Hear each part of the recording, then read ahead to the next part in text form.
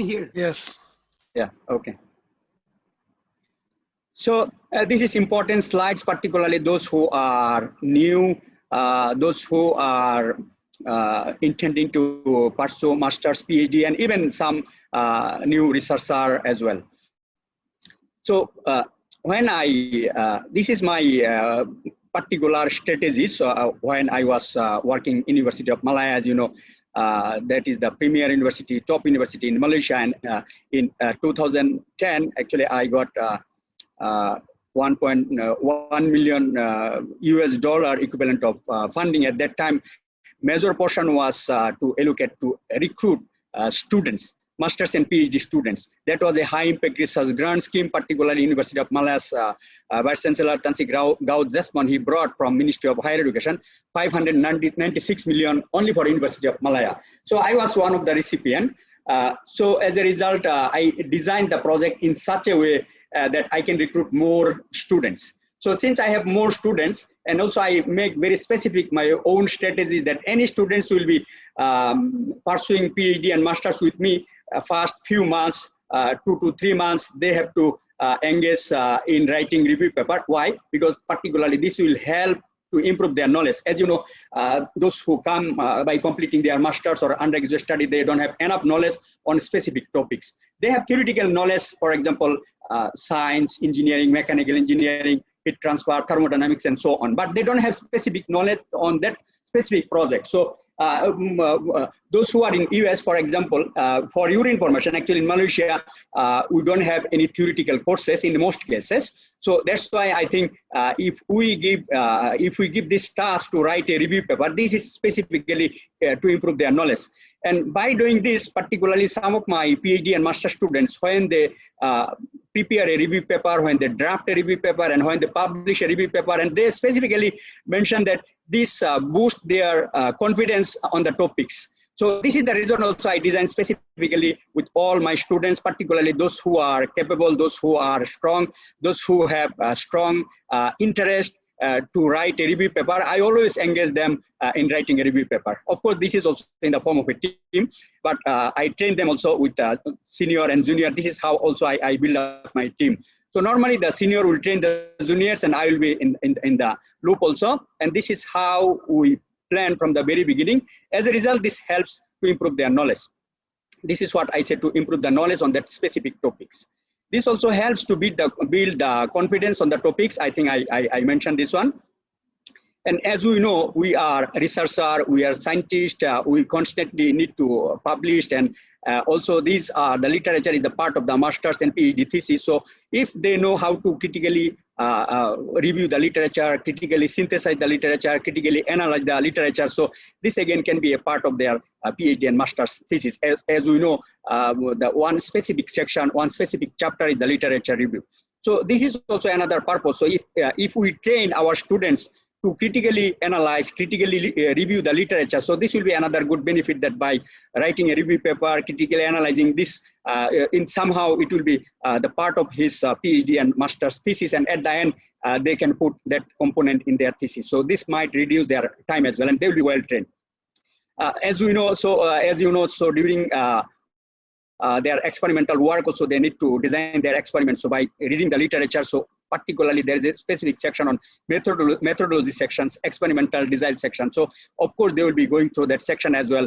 And this basically will help them to design their experiment, at least to come out with the some draft ideas. And that's how in consultation with the supervisors, main supervisors, collaborators, they will be able to design the experiment, at least to gain the knowledge on designing the experiment. And now we are at very difficult situation, as you know, during this COVID. So movements are restricted. We can't move from one country to another countries.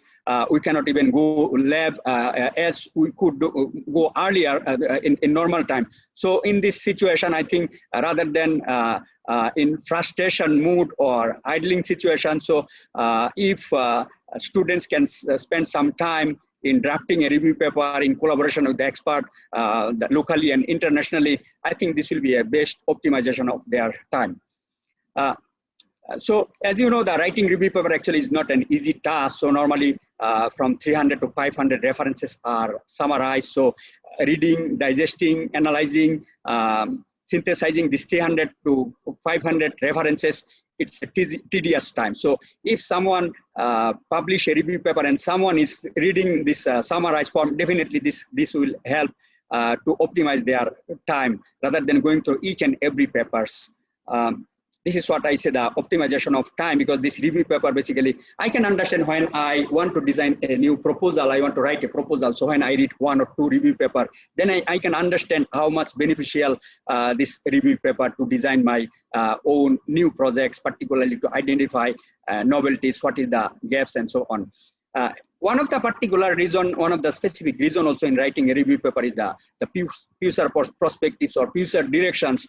This is, we always give focus in one of the specific sections. So by reading few review papers, basically a new researcher can identify some novelties, and this again will help to design his or her the experimental or new original paper. So these are some of the benefits I summarized here. As you can see here, this is the analysis done by Scopus. As you can see, the citation of review papers are much more higher compared to the original article, conference paper. So I gave an example here.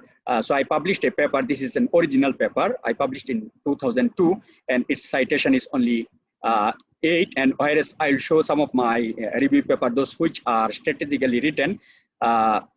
In the next slide, as you can see here. So as I mentioned, I always constantly supervise 20 to 30 masters and PhD students. So my strategy was also to write a number of review papers with students. As a result, as you can see, there are some papers I highlighted here. You can see their citations are quite high. This is also when I did my own analysis. I found that the review papers, not all review papers, those which are in hot topics, strategically written, quite broad. As a result, they give quite better citations compared to the papers those which are not strategically written. So as you can see, some of my review papers with my students, collaborators we published, and citations are quite high. So now this is one of the reasons also we particularly to address the ranking and visibility issues. So I always try to highlight these things also. So what is the importance of citations? To me, I think this is an indicator of usefulness, because as I mentioned, rather than reading 300 to 500 papers, so this summarized work, this synthesized work, this critical work in broader areas of that, that field basically help us to optimize our time to identify the novelties. This basically save our time. And as a result, these are widely used by researcher scientific community. So So in my view, this is some sorts of usefulness indicator. That's why people use it extensively. This is also, as many of you know, the worldwide, this ranking is one of the phenomena where this citation is one of the criteria that's weighted is 30%. So to support, I think, the university's mission, vision, visibility. So this is one of the reasons also we need to support the university's policy strategies, particularly to improve their visibility. So where if we can publish in a professional way by maintaining the ethics and all other professionalism, I don't see anything wrong in addressing these issues. This also helps to internationally recognize. These are also, as we are involved in promotion committee, we can see they always looking for H-index citations. So even though there are pros and cons, there are negative things in this citation impact. So that one I will be referring some of my presentation that I did earlier, the pros and cons, pitfalls of citation. You can refer in that slides that I presented, and these are available in YouTube and Facebook. But we have to address the university's. We have to work at the university's mission and vision as well. So this also helps in some rewarding as well.